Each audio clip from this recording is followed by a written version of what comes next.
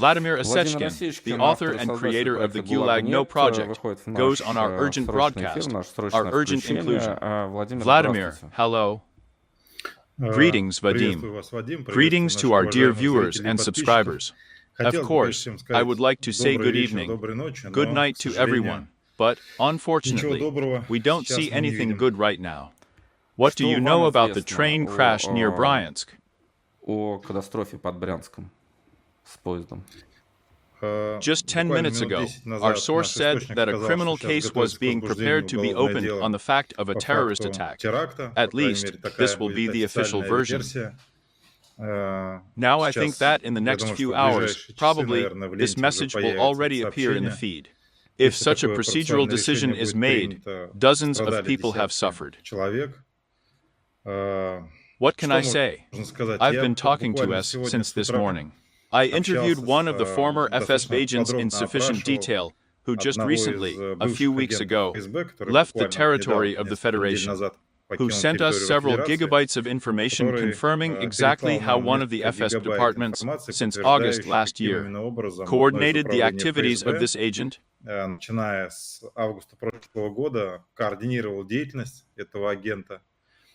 Forced to participate in various provocations, as they allegedly recruited Russians on behalf of the main intelligence directorate, to commit various sabotage provocations. He sent us several video files with damage to various equipment related to the railway. That's just been watched today. And there also appears the arson of one of the helicopters, which in fact were written off and no one in Russia needed, and were being prepared for scrapping as scrap metal. Here, but they were set on fire, and we are looking for it all interpreted as alleged terrorist attacks from Ukraine. There is too much going on in a very narrow period of time.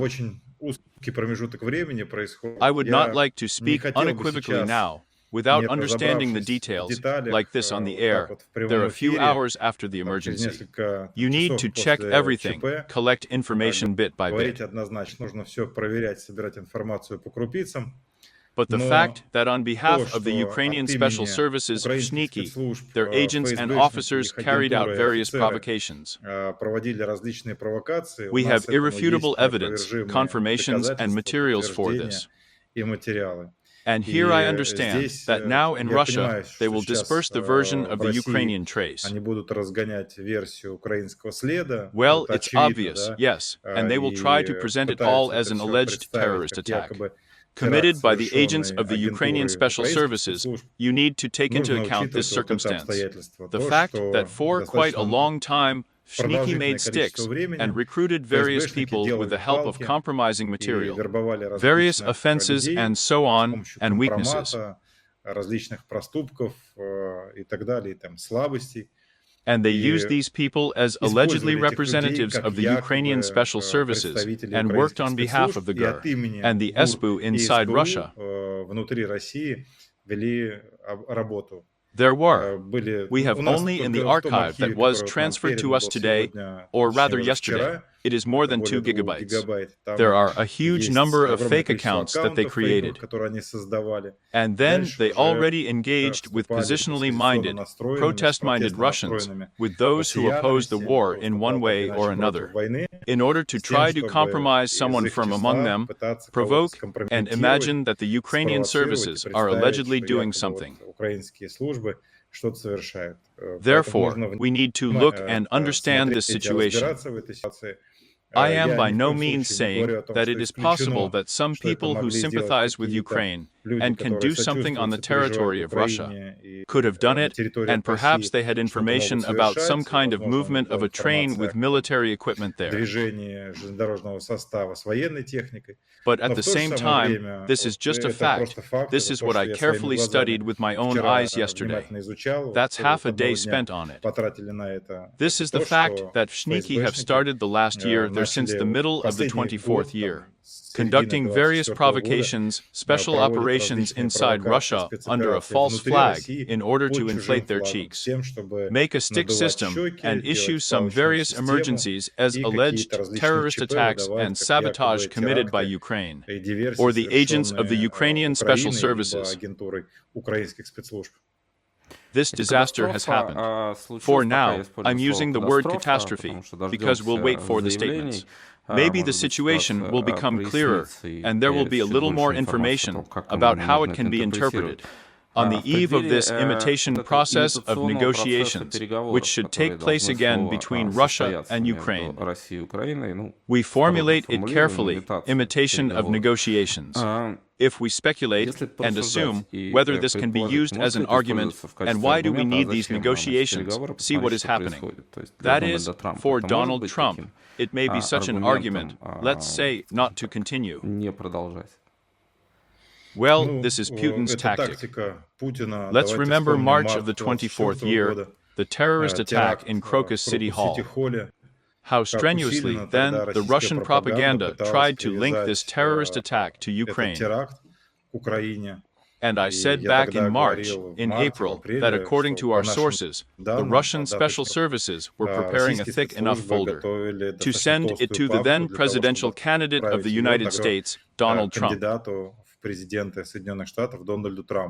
Because the events that took place in Crocus took place exactly in the hall in which he was, and his competition was held exactly in the place where this terrorist attack took place, and so on. But it is obvious that Putin needs trumps now. It is obvious that we need to present some materials to Trump in order to at least Ukraine and Russia and some arguments, in order for him to withdraw from this negotiation process and stop putting pressure on us.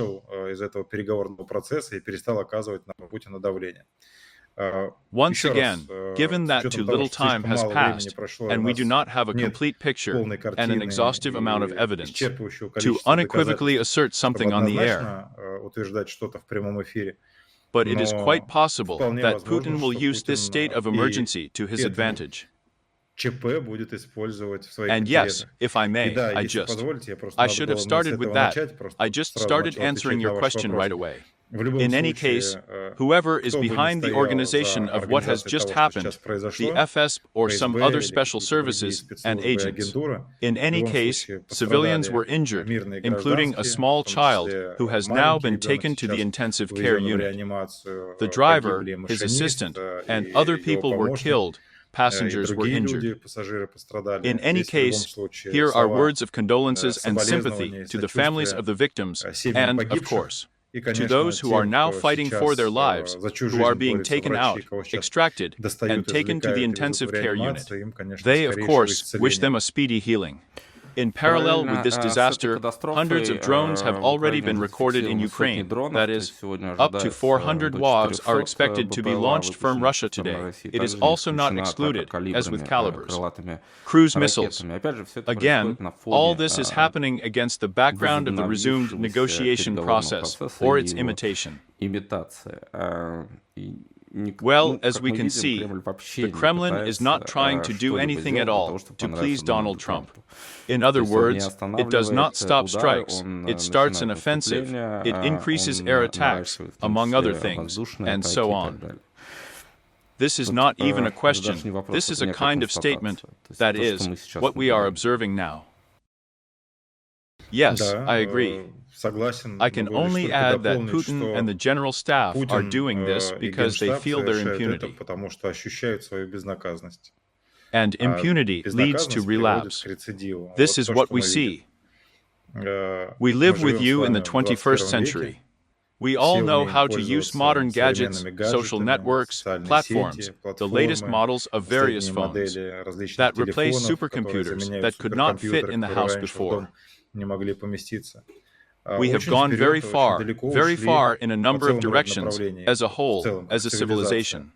And international justice, and the organization of interaction between countries are at this level. If not at a primitive level, then I do not know how far we have gone since the middle of the 20th century.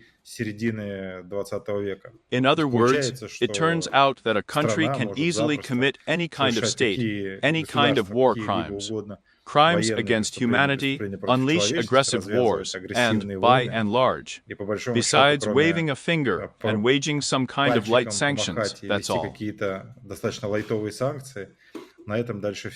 And even those hundreds of billions of dollars and euros that are frozen, as a result, they are not compensated in any way from these funds for the damage and harm to the country that is being attacked. That is, but I think that hardly anyone will argue with me. It is obvious that the current system needs to be reformed so that effective levers for neutralization are much more effective.